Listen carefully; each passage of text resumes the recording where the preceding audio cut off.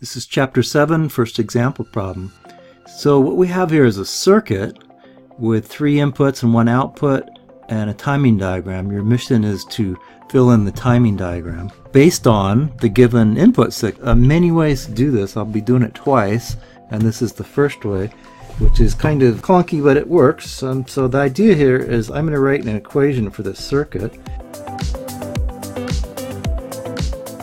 So this is not in the form that we're used to looking at this, and so what I'm going to do is expand it out into a form where each of the product terms has all 3 input variables. So I'm going to do that by taking advantage of one of the theorems in digital design, which is A plus A bar equals 1.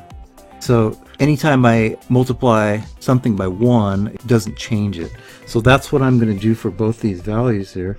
This is going to be A B naught times C plus C naught because it's missing the C bar. And this is going to be AC times B plus B bar. Both these values are equivalent to 1. Multiplying that product term by 1 doesn't change it. Do the math on this. It's very much like normal algebra. A B bar. Do the math on this one. Rearrange the variables a little bit. A. So looking good. I can use this to fill in a table if I wanted to. Maybe I should do that. We'll do it. I don't think I'm going to do that. So this is the 3 input variables here. It's going to be a table with 8 rows in it. So the numbers associated with these product terms are going to be 0 through 7. So what I'm going to do is go ahead and write those variables down. So this is 101, which is 5. This is 100, which is 4. This is 011, which is 3. And this is 001, which is 1.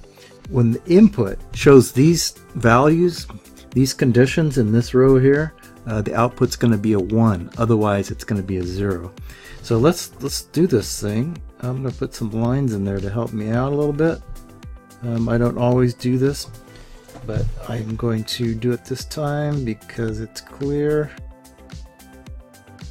to not doing this in the future. So we'll write these down as this is 0, 0, 1, so that's a 1. This is 0, 1, 1, which is a 3. This is a 1, 1, 1, which is a 7. This is a 0, 0, 0, which is 0. This is a 1, 0, 1, which is a 5. This is a 0, 0, 1, which is a 1. This is a 1, 0, 1, which is a 5. This is a 0, 1, 1, which is 3, 0, 1, 0, which is a 2, and this is a 1, 0, 0, which is a 4. Looking down here, when the inputs are one of these variables, that's where it's a 1. Otherwise, it's a 0. So we'll look at this. See a 5. I see a 5. That's a 1. I don't see any more 5s. 4. 4, it's a 1. I don't see any more 4. 3, it's a 1. And 1, it's a 1. All the other times, all the other values that it's not a 1, it's a 0.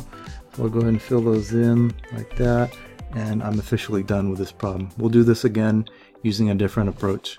Now, once again, I could have generated a truth table for this, but I decided not to, just to save